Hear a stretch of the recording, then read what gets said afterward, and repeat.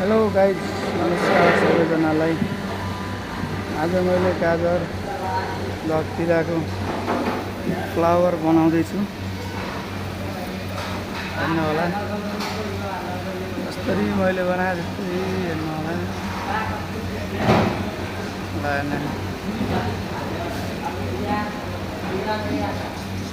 Cherry tomato round round cutting.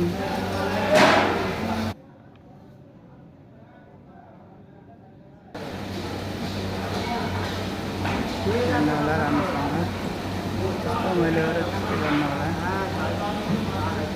अनि साथ support पनि दिनु होला, सब्सक्राइब गरिदिनु होला।